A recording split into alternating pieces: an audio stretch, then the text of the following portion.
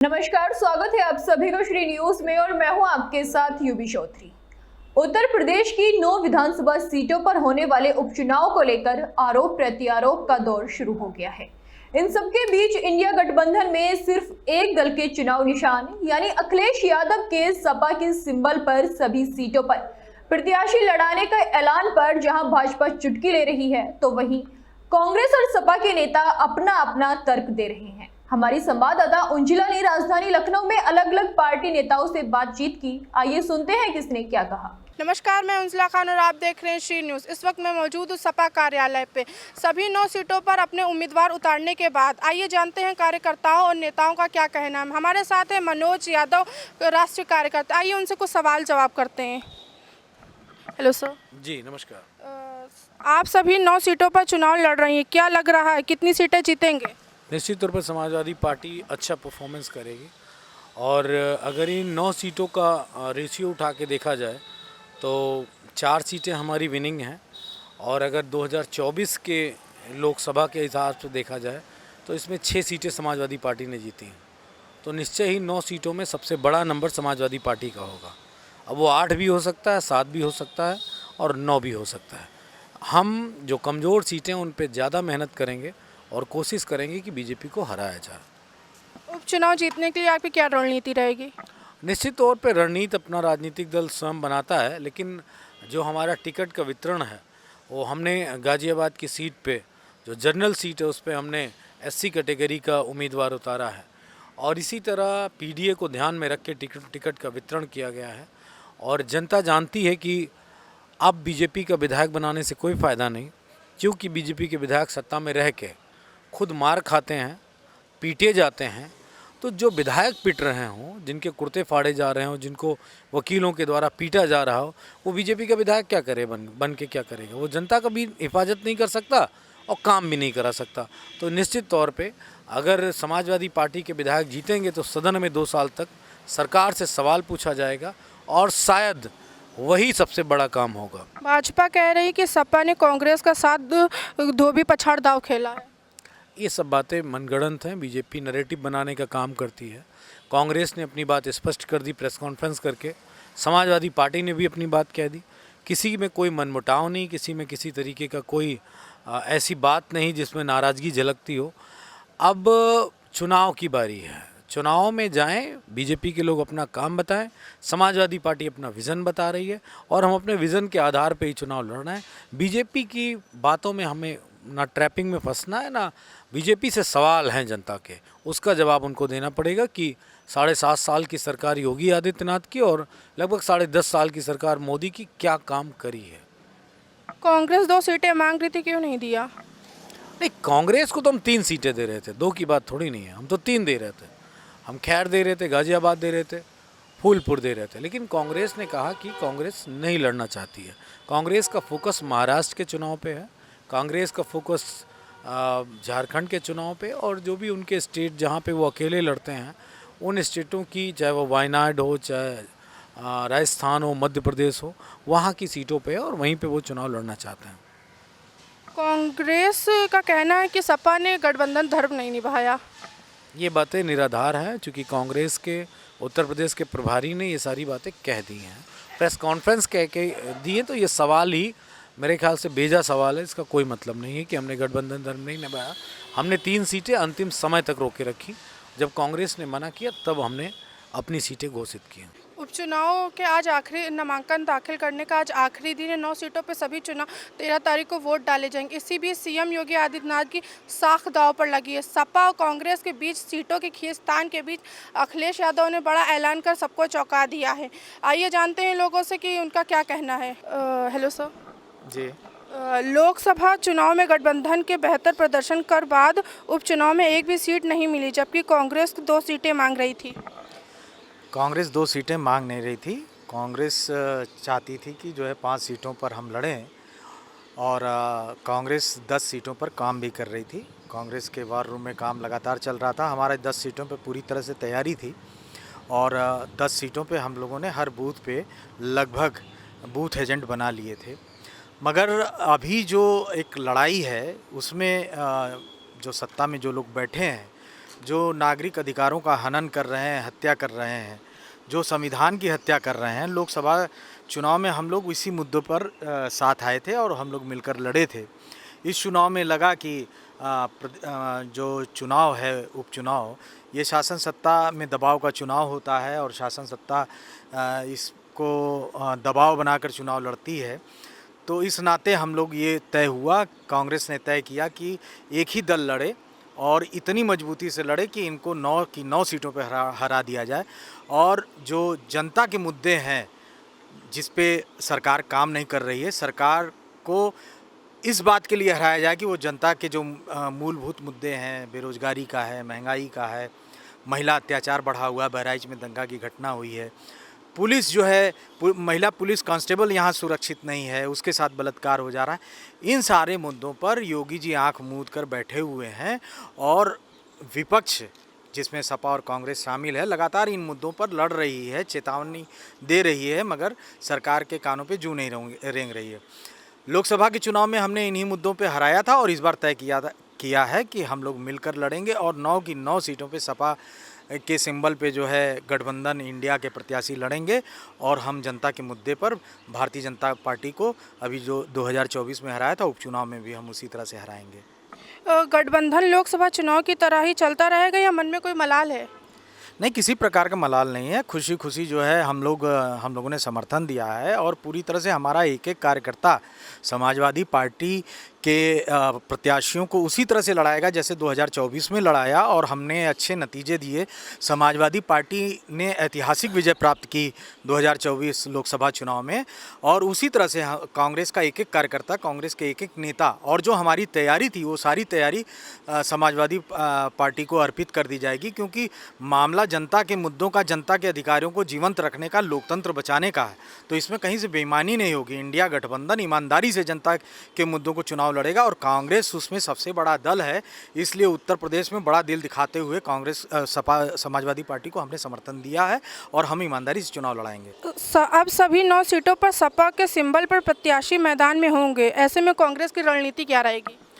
देखिए, हर सीटों पे कांग्रेस ने सांसदों को, जो हमारे सांसद हैं उनको ऑब्जर्वर बनाया था, कोऑर्डिनेटर बनाया था। हर सीट पे हमने 10 नेता और कार्यकर्ता मिला के हमने 10 दीवार बनाई थी, जिसको जो है हर दीवार जो है एक एक फ्रंट पे लड़ने वाली थी और वो समाजवादी पार्टी को हम पूरी तरह से उसी तरह से सहयोग करेंगे। जो हमारी रणनीति थी वो समाजवादी पार्टी के लिए अब होगी, इंडिया गठबंधन के लिए होगी।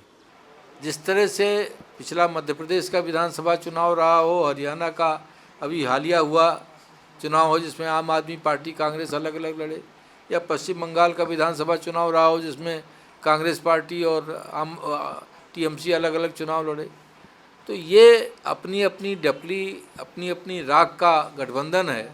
और इसके बारे में समाजवादी पार्टी के मुखिया या श्रीमान राहुल गांधी आपको जवाब देंगे कि इंडी गठबंधन का क्या असर है और क्या हाल है। एक कार्यक्रम में पहुंचे डिप्टी सीएम ब्रजेश पाठक ने चुनाव में सपा के स्टार प्रचारकों के उतारने के सवाल पर कहा कि इस बार इनके स्टार प्रचारक लखनऊ के ही वातानुकूलित कक्षों में ही बैठे रह जाएंगे। उत्तर प्रदेश की सभी 9 सीटों के अलावा महाराष्ट्र और झारखंड का चुनाव भी भाजपा जीत रही है। अरे आप चिंता न करिए, इस बार स्टार प्रचारक उनके वातानुकूलित कक्षों में लखनऊ में ही बैठे रह जाएंगे। भारतीय जनता पार्टी पूरी तरह से, चाहे झारखंड हो चाहे महाराष्ट्र हो, उत्तर प्रदेश के सभी सीटों को उपचुनाव में जो 9 सीटों पर हो रहा, हर जगह भाजपा ही जीतेगी। फूलपुर से सर कांग्रेस का प्रत्याशी ने नामांकन कर दिया, तो आपको लगता है कि गठबंधन में ये उनका इंटरनल विषय है। भारतीय जनता पार्टी उत्तर प्रदेश की आम जनता को साथ लेकर के, सर्व समाज को साथ लेकर के, गरीब जनता को साथ लेकर के, माननीय मोदी जी की गरीब कल्याण योजनाओं को, उत्तर प्रदेश सरकार योगी जी की जो लॉ एंड ऑर्डर है, डेवलपमेंट है, उसको लेकर के हम जनता के बीच में हैं और जनता का आशीर्वाद भारतीय जनता पार्टी के प्रत्याशियों के साथ है। स्वागत है आपका श्री न्यूज में। इतने समय हम खड़े राजधानी लखनऊ के दारुल सफा पे। आइए जानते हैं उपचुनाव की लोगों के बीच में कैसे उत्साह है और क्या ही किस मुद्दों पर लेकर वो उपचुनाव के चुनाव चिन्हों पर वोट देने वाले। हम लोगों से जानने की कोशिश करेंगे सभी 9 सीटों पर जो चुनाव होंगे उन पर उनकी क्या राय है। हम बात करते हैं, सपा ने सभी 9 सीटों पर अपने सिंबल के साथ लड़ने का इरादा किया, उस पर आपकी क्या राय है? बिल्कुल, सपा को इंडिया गठबंधन ने अधिकृत कर दिया है कि आप उत्तर प्रदेश की जो 9 सीट उपचुनाव की परिधि में आती है उस पे आप साइकिल का चुनाव निशान करके चुनाव लड़िए। ये पार्टी का फैसला है, ये इंडिया गठबंधन का फैसला है।